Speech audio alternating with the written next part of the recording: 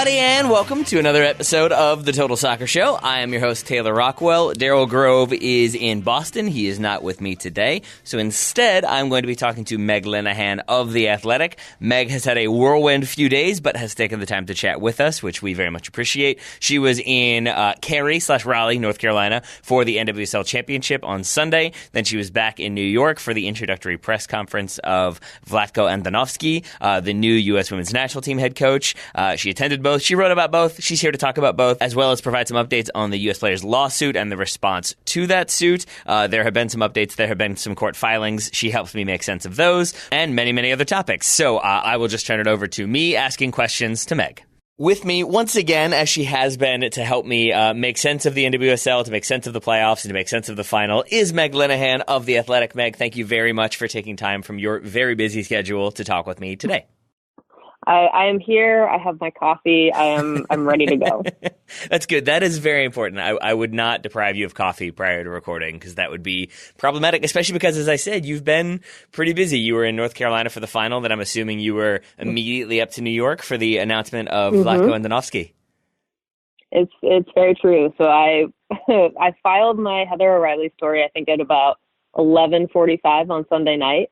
And then I had a 4:30 a.m. alarm in order to drop off my rental car, get to the airport. So by the time I actually got to the press conference in New York City, I had already had some coffee, but then they had free coffee. Oh, that's good. For everyone. And I drank so much that after the presentation, when I went up to go say hello to Kate Markgraf, who I have not seen in a while, my hand was actually shaking from the caffeine, and she was very polite and just not mentioning it to me. I had that experience once at a coaches convention, but it was I was so hungover and had compensated with coffee that I was shaking. But that's a different story for a different day. Instead, I want to hear more about the press conference. You were there, obviously. What was the vibe in that room? Because I always find it strange when the federation and the players are sort of forced to interact. And in this case, when you've got GM Carlos Cordero, new head coach, but then there's inevitably going to be questions about the lawsuit, about the state of the team. It always feels like it's going to be kind of awkward. So I'm wondering how they were up there.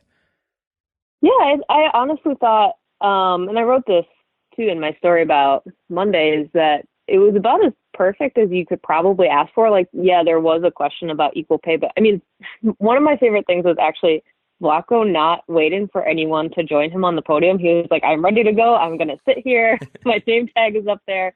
So he was actually the first one up there before Markgraf and Cordero sat down, just kind of looking out at us, smiling, and we were just like, okay, I guess you're ready. But I think that the one moment really was someone asked about equal pay. I think Vlatko answered the only answer he could possibly provide on day one of a new job for the U.S. Soccer Federation, which is, I think that I support the players in their drive, and I think it translates well on the field and avoids, the actual question entirely. I know that, right. And Cordero provided his answer, which is, I think, exactly what everyone pretty much expected. But I do think that, he signaled again that they would definitely prefer to handle this outside of a courtroom, which I think makes sense because it's hard to predict what might happen in a courtroom, whereas I think you can at least know what's going to happen when you're trying to aim for a compromise in a mediation setting. And then I think the only thing that really made that stand out even more, because I think it would have been more of a footnote on the day, but then what happened later that night where a couple of court filings came out from the lawsuit, I think then provided a different contrast to what was said. So, I mean, I'm sure we'll get into more of that later, but that was really the only thing. And I think just, in terms of the rollout that they had of the day between the social media stuff, the press conference, the fact that they had a special event after the press conference at the same location for fans to show up and for, insiders and people who have been kind of around U.S. soccer, hosted by Katie Nolan. I thought that was actually a really cool event and something that was encouraging that U.S. Soccer got that needed to happen as well, and give a more informal place for Vlatko to talk and for people to get a sense of him. And I think having Katie Nolan around just only helps that because she is obviously going to lighten the mood. So Yeah, overall, like, I mean, I think that any press conference tends to be inherently awkward, but that was really, Vlatko is nice because he gives you full paragraphs as an answer, but he's kind of in and out. Like, he's like, here's my answer. You're good. We're moving on. All right. So. At least he's giving answers. That's a good step. So what happens next then? I'm assuming there's the ID camp in December, I think. I'm guessing that's going to be focused on like looking at some players who haven't gotten many chances with the senior team.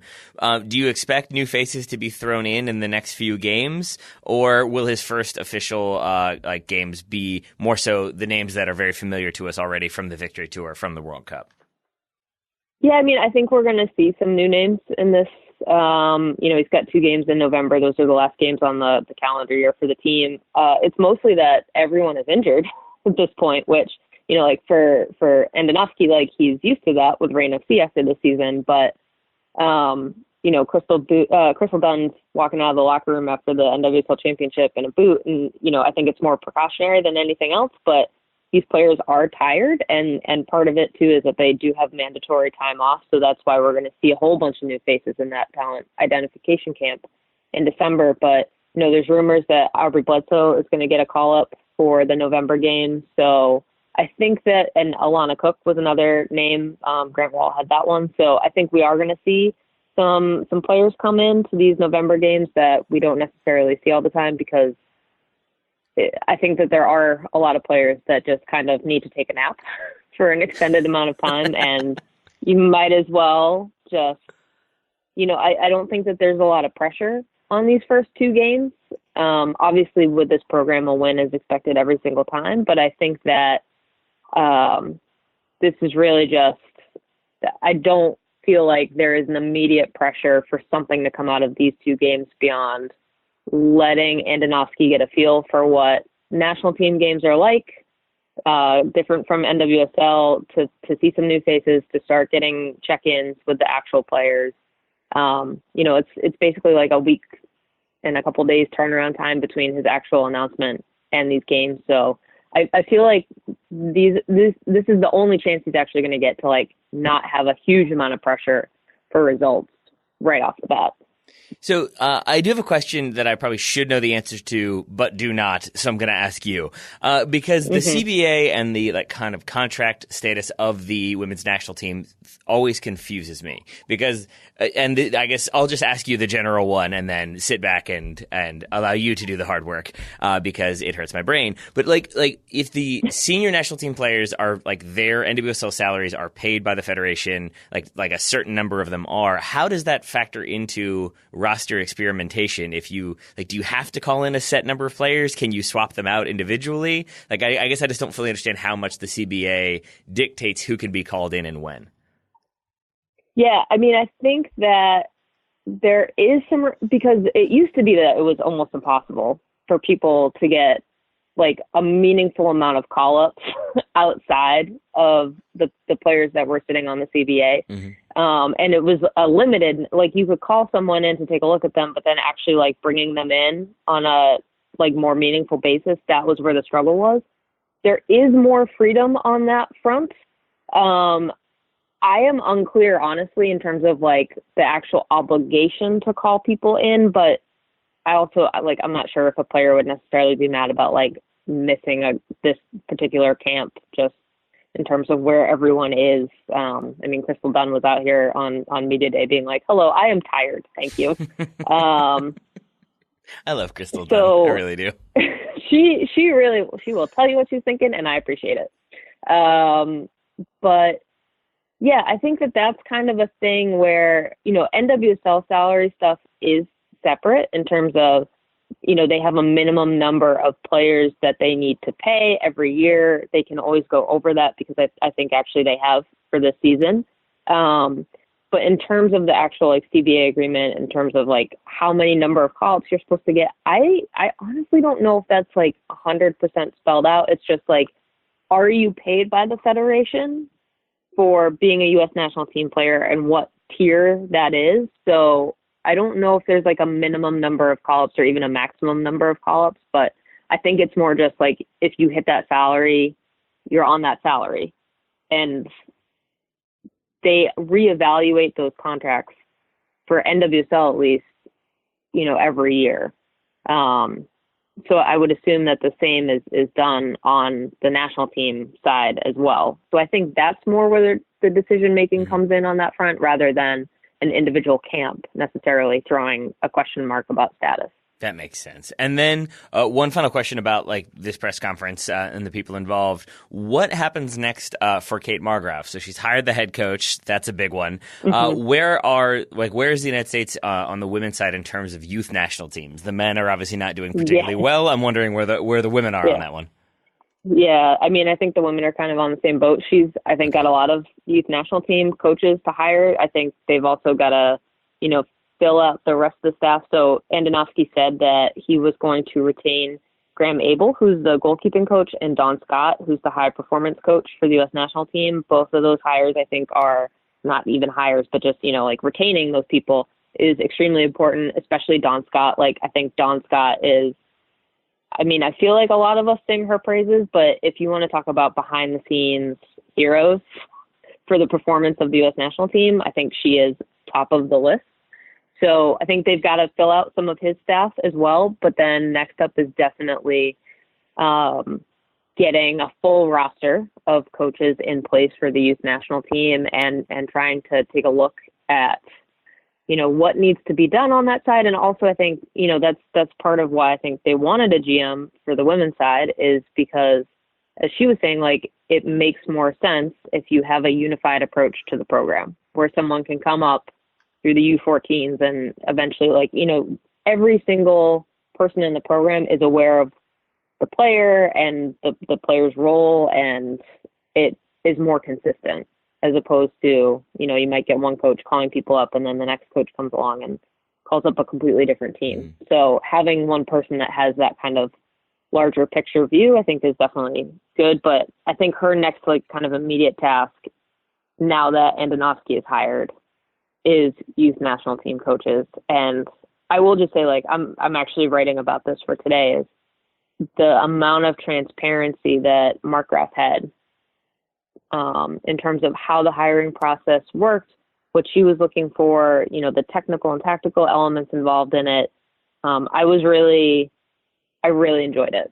And she kind of went away, right? She got announced as GM, and then she kind of disappeared. And, I've been chasing after U.S. Soccer for a while to talk to her more about big picture stuff rather than this coaching search. But I think it is really reassuring to have her, she could have just said, I'm pleased to present Vlatko Andonovski. And instead she was like, hello, I really want to tell you how we got here. Because I think it's important that you get how we landed on this coach and why I think he's the best fit. So for me, I think it's really nice to get that full, I transcribed it. It's 5 paragraphs about the process. And that's something that I remember just sitting in that room and being like, cool, I like it. This is different. Did that statement, did you feel it to be authentic in the moment as opposed to buzzwords about possession and proactive soccer? Did you feel like it was genuinely reflective of her approach and what she wanted from the team? I think that the possession stuff, that's the tactical talk, but I think in terms of the actual process is where I was more interested in what was happening in terms of, the fact that she admitted, I made a lot of phone calls because I'm coming from, she's like, yes, former player, but, I was doing television, I was doing media, I was talking about people in a way that is different than the conversations I'm going to have as a general manager of the U.S. Women's National Team. So the fact that she was like, okay, I just have to start calling people and getting a comfort level with them. I found that super interesting. The fact that she, was able to kind of narrow the list. And I think that they got some no's along the way, but then to hear the process of actually pulling in the 2 final candidates to Chicago, the fact that they had to do the presentation, that they put them on the hot seat and asked them tactical questions. It was just very interesting to me to get a sense of the amount of work that went into it and her reasoning for each step of the way. I really do want to talk NWSL at some point, but you said a thing in there that I found fascinating.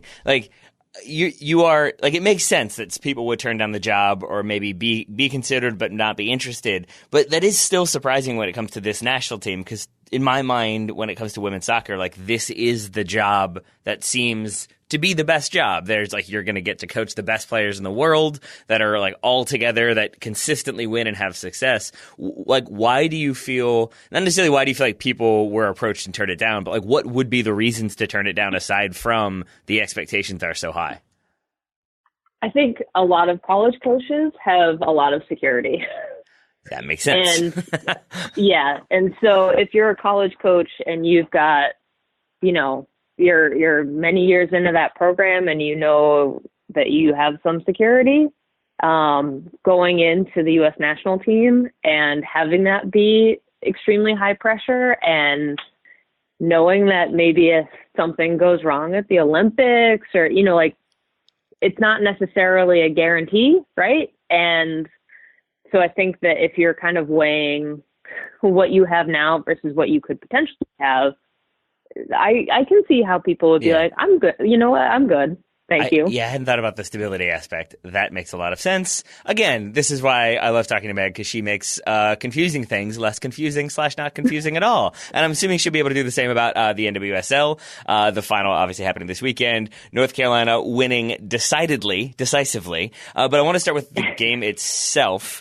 How did this final compare to previous iteration when it comes to fan support, when it comes to the overall feel of the game? I think my perception is that like coming on the heels of the Women's World Cup, it seems like interest has not remained as high as it was for the World Cup, but it did seem like interest was higher this time around than in seasons past. But I am an ignorant outsider. I'm curious to hear what the insider has to say. Yeah, I mean, I think that it's hard to beat a final in Portland, right? We had a final in Portland last year. It was a sellout. The Portland fans are just, you know, like they are the best at what they do, and I think everybody gets that. But I was super impressed by this championship game, and not just the game itself, but the fact that, you know, the Chicago fans from Chicago Local 134 traveled extremely well. They had a full weekend planned of activities for the traveling support. I thought they were extremely impressive during the game. They did not let up even after some, you know, early challenges to their team. Like, it did not look good from early on, and they sang for 90 minutes. They had the flags up for 90 minutes. So I was extremely impressed with the traveling support, but I was also, which I think shows like the league is in a good place.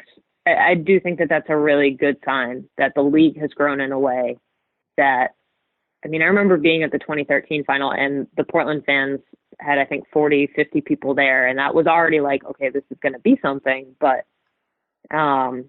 I think that Sunday really showed like another sellout. It's a smaller stadium, granted, but another sellout. North Carolina fans were really into it. The other end of the stadium, the Uproar and some other supporters groups were very strong. They got the whole stadium to chant at one point, which is good. But the fact that, you know, like Budweiser was around as the sponsor, they had stuff outside. Like there was a real legit fan zone.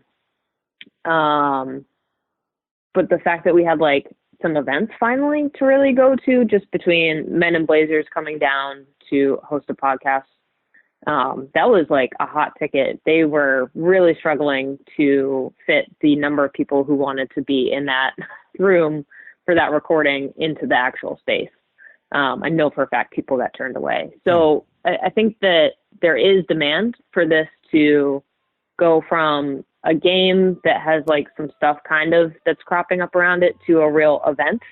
And I think that's kind of where the shift is now post World Cup, is that there is a demand not just for the game, but for the atmosphere around it, for the events around it. And I think we saw that at the World Cup, and FIFA didn't take full advantage of it. Like, yes, they had fan zones and stuff, but you know, there is infrastructure to be built, and NWSL doesn't have an all-star game yet. There isn't like the sponsorship stuff beyond Budweiser there, but I think that there is a lot of potential for, you know, even I traveled to the MLS All-Star game for the first time this summer, and I was kind of blown away in terms of everything that happens around it. So that's, I think, where the shift can probably be for 2020 and beyond, is just not just having the game now, which I think over the past few years, we've now really seen some big strides in terms of like the championship game being an event and having this different feel outside of the regular season, but to actually have it be this sort of, almost like NWSL Christmas in terms of bringing everyone together. The fact that you would actually maybe try to get neutral fans to travel as well, because this is the signature event of the year. Like, that's what I'm really excited to see. Hopefully people push for a little bit more. What was weirder for you, all of the events and like kind of celebrations and whatnot surrounding MLS All-Star Game, or having to spend like a condensed amount of time with George Qureshi? Well, the best part is that George decided that the Airbnb that he was not in, aka my Airbnb, was the party one. Yes, and us just being like, I would like to go to bed now, thank you. But no, and it, for me that was really nice, just because like obviously like in the past, like I was a Revs fan, right? And now being in New York City, like I'm still like have some allegiances to the Revs. I've kind of like been like, oh, I'm gonna flirt with the Timbers for a little while, but it was cool just to like see how the other half lives a little bit in terms of what is possible, and I think that's kind of where it can be interesting for people on the NWSL side to be like, oh, this is how this should work. Gotcha. Okay. And then I think it just allows people to kind of bring back some lessons and say like, hey, we don't have to like reinvent the wheel. So it is always interesting, I think, for me to see some MLS stuff. But yes, definitely. Maybe next year I'm going to be like, okay, our Airbnb is not the party one. Thank you. There's a special password to allow George in or not allow George in. That makes sense. I want to stay with your experience for a moment, though, because I know like when Daryl and I, when we cover games, we have the luxury of knowing we're going to do a podcast later. I always feel like we get like kind of angry side-eye glances from people because we don't have our laptops open and we're not taking like copious notes in order to structure like a long form article. We're kind of observing and then we take some notes and then talk about it and then we do the show. For you, when you're watching a final, do you have ideas about what you want to write about going in, or is it just sort of a blank slate, let's see what happens and let's see how the narrative builds? Yeah, I mean, I think so. In this particular case, I did know exactly what I wanted to write because I had already been working for 2 days on a Heather O'Reilly feature. And that's partially because, like, I mean, Heather O'Reilly has been probably like my favorite player overall through like the time span that I've actually covered women's soccer. And I was lucky enough to get to know her when she was in Boston with the Breakers for a while. So I had already written about her earlier in the season and gotten her kind of before the World Cup viewpoints of how a final season would go. And then I think her storyline was super interesting because like they basically gave her a testimonial game during the regular season to like send her off and be like, okay, this is probably the last time you're going to play until like you might get like 5 minutes at the end of the championship game as like a thank you, but this is probably it. And then to have her step into a starting right back role for the playoffs and the championship and to basically play every single minute. And for her to, I mean, the thing that she kept saying to me is the fact that I'm considered versatile enough. Like that was a thing that she was extremely proud of because, she does have a reputation of being a winger and kind of having this one skill set of being able to get to the end line and just bombing in across. And it worked for a really long time. And it's worked in previous NWSL championships and also the Olympics. But I think that for her, it was kind of a really special ending to have a different role and to still be a key part of a team that is, arguably the best women's professional team in America of all time. So I knew going in, like that was the story I was writing. So I was really just kind of trying to isolate on Heather for most of the game and see what she was doing and, see the interactions that she was having with the crowd, with her teammates, just so that way it could help inform the story. So I watched that game probably a little bit differently than a lot of other people in that press box. But, for me, like that was actually a luxury because I do typically go into games thinking I'm going to figure out what feature I'm writing about 60 minutes into it. So for me, it was actually like, oh, I know what I'm writing. This is actually, I already have so much stuff transcribed. So it was a different experience for me because I usually make my mind up very last minute in terms of what I want to write.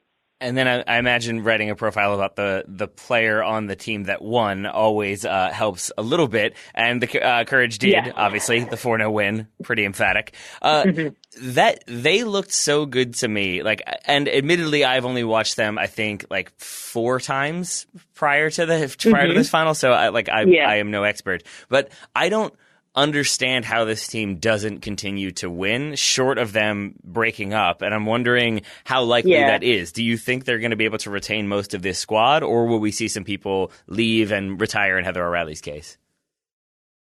Yeah, I mean, obviously they're losing O'Reilly, but I do think that, so in theory, we're still getting a 2020 expansion team. All signs point to Sacramento coming to be the 10th team next season. So they've got an expansion draft to deal with, and it sounds like the rules are you can only protect 2 U.S. national team players.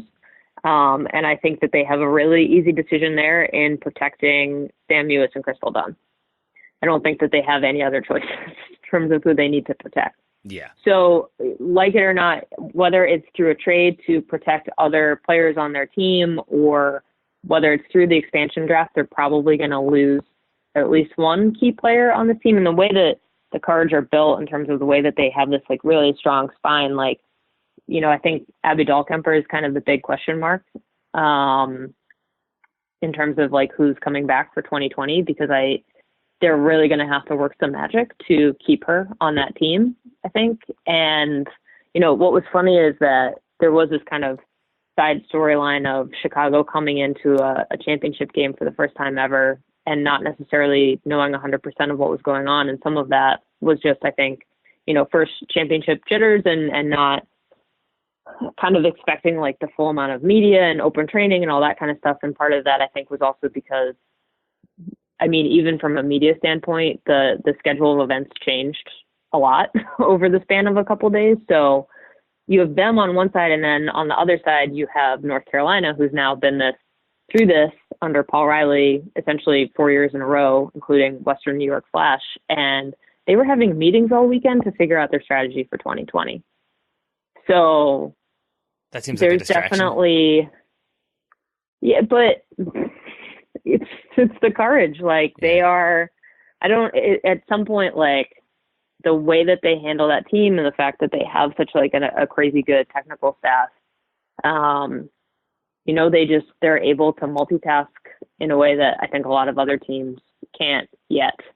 And I think that they're going to struggle to keep this team together, but also they do have depth, and we've seen them rely on it. So even if they do lose a key player or two, I think that there is very much for them already a plan in the works for 2020 and how to make it through that. 2 names we haven't talked about from that team, Jess McDonald, Lynn Williams. Both of them I thought were excellent in the final. Alex Morgan could/likely will miss the Olympics with her pregnancy. Carly Lloyd was the immediate name that I thought of as like the replacement. She's going to come in and try to get all those minutes. But watching Jess McDonald and Lynn Williams, like I would like to see both of them, or one of them at least, but hopefully both of them, given more opportunities and get more minutes. Do you think there's a chance we do see that under Vlatko? And is that something that you would also like to see? Because I kind of can't figure out why they haven't been able to have a bigger impact with the national team, aside from, to use Jurgen Klinsmann's line, others are ahead of them. Right. And I mean, that's the whole thing with the U.S. national team is that the depth chart on forwards on the team is just ridiculous, like completely ridiculous. So, I mean, we still, like, you haven't even mentioned Kristen Press, too. Like Kristen Press wasn't a regular starter in this World Cup. Like, so they have a lot of options. And I do think, so I think one of the question marks too, I think Neil Morris tweeted about this is, Jess McDonald is one thing, and has been in the U.S. national team pool now for a while. So I think she is definitely going to get a look. Lynn Williams did get a national team look and then kind of fell off the radar under Jill Ellis. She's going to Australia to play in the W League this winter. So the question is, does she get the call into the talent identification camp, and does she come back from Australia for that if she gets the call? Probably, like I would assume that she would be like, okay, see ya, bye. Like I'm going to go back for this camp. But other players have been affected before in terms of, they choose to go to the W League so that way they can play year round, and then they get sort of the national team look and how much of a toll that takes on them, because that's a lot to ask of people. And Danielle Colaprico from the Red Stars did it this past winter, but that's kind of also when Emily Sonnet really started to get her call-ups, was when she went over to Australia and had to do the trek a number of times. So it is going to be, I think, kind of an interesting thing for Lynn Williams to navigate if she does get that call. I absolutely would like to see her get evaluated again, because I think that, North Carolina in general takes a lot of shots and is not always the most effective at picking shots, but also that's a huge part of their game. So I would kind of wonder what would happen if you put Lynn Williams in a situation where she has to maybe make one additional play before taking a shot, and what that would turn her into as a player. And, the only place that she's probably really going to get that is the national team. So, and I think Vlatko could be the coach that maybe takes her from a really great elite NWSL player and turns her into someone that could make a huge impact on the national team. I like that answer. I also love that answer even more because of the dog in the background. That's two dogs and two shows for us. I know. I think, and this happened last time as well. I think your dog and Matt Herman from yesterday's show, both of your dogs want to be famous, is what I'm guessing. Yes. All right. Yes. That works. There was a dog passing by outside, and she was like, "Listen, this is important. You need to know about it." Well, obviously. I mean, what is she going to do? Let a dog walk by and not notify you? Come on. Meg, you've been very generous with your time. I really, I don't want to take up too much of it. Have you got time for one or two more questions? Yeah, sure. You mentioned the court filings, the impact they may have. I did want to go back to the lawsuit for a moment. Can you talk about those court filings and sort of where we are, what the latest is? Yeah, so we got two sort of back and forth court filings the other night where I was so desperate to go to bed, and then I saw the email notification that something had been filed, and I was like, oh no, Yay. All right.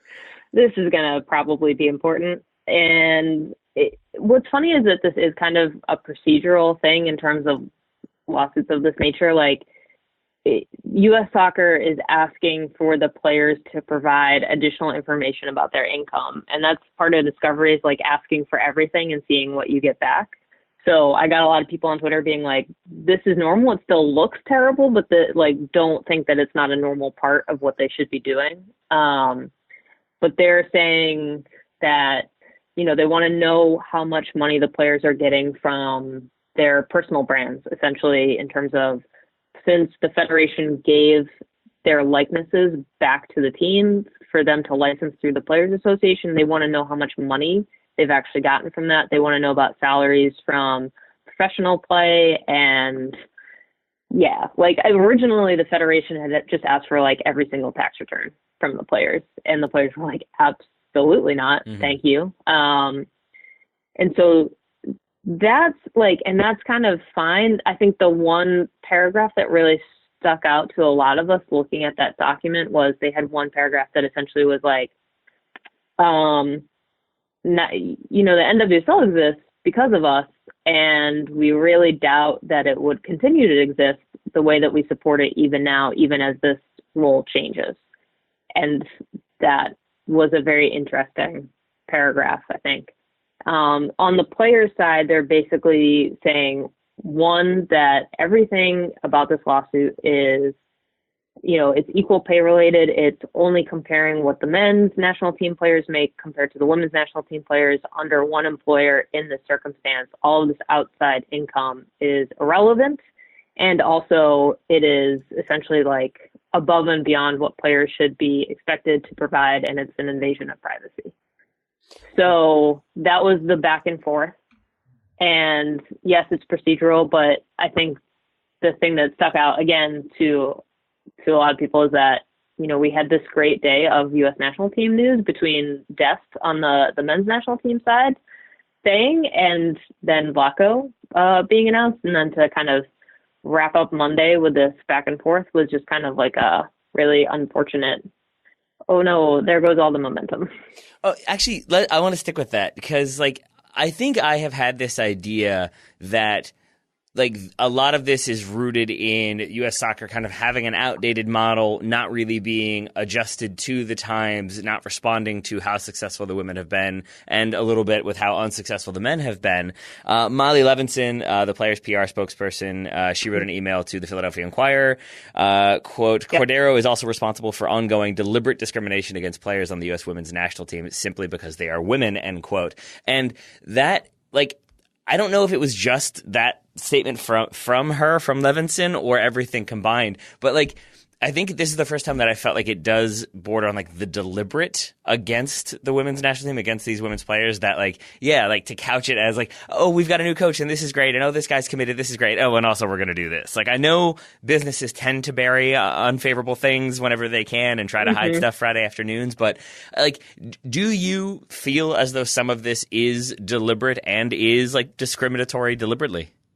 It's kind of a big question. Really, I know. I'm sorry to kind of drop it on you. Yeah, no, I know. And I mean, part of the thing too is that this law firm is not, like, it is independent from the federation, right? So I have no idea how much the timing is coordinated in terms of when this stuff is going to drop. So that's question number one. I do think that even if it's not 100% intentional, like, let's give them the benefit of the doubt, right?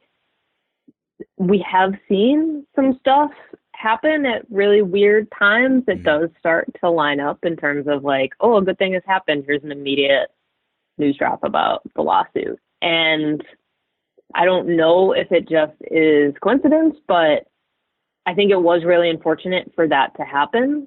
But again, I don't know if there's not a good time for that filing to happen. So true.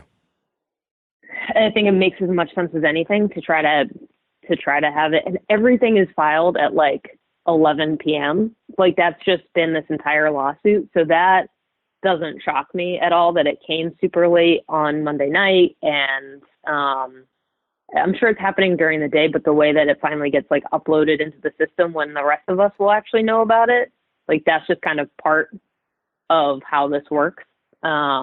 So some of it is not intentional. Some of it is just kind of the process, but it is definitely a question in terms of, you know, at the same time as all of the celebrations are happening at the World Cup, you also have U.S. Soccer hiring lobbyists to try to head off any equal pay questions in terms of, like, democratic debates and things like that. Like, there are definitely intentional choices being made at some levels, and then some of it just kind of seems to be happening as well. So, you know, like, I don't think that every single decision is being made to be like, yes, we would like to mess up every good piece of information we ever have about the women, because, you know, there's also a disconnect between, like, the person who, like, runs social for the U.S. women's national team is, like, not out here trying to screw them over, right? Like, they are actively working to build this team and have been for a long time.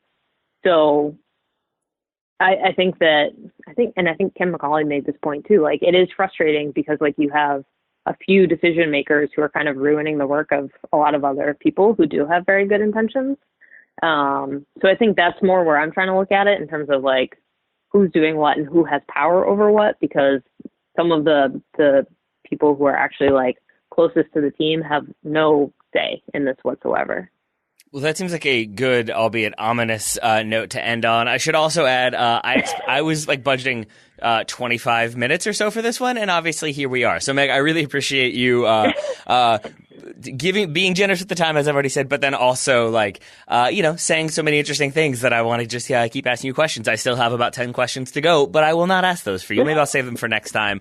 For now, like, are you just going to sleep until the Discovery camp, or do you actually, like, have to continue to like, hustle until then? So my last trip of the year is Columbus. Okay. I'm not going to the Jacksonville game, but I am going to Columbus. And then after that, yeah, we'll see. I did, like, on Sunday night, I just put in for, like, 3 random vacation days to be like, I just need to sleep for a while. And my wife and I are actually trying to, like, watch Killing Eve season 2. So we just finally started that last night. So, like, it's starting to maybe get a little more normal, but I think by the tail end of the month and into the holidays, like, I might actually be, like, a functioning human being again. So we'll find out. All right. Well, I look forward to that. I look forward to chatting again. But until then, Meg, thank you very much once again for taking the time. Thank you.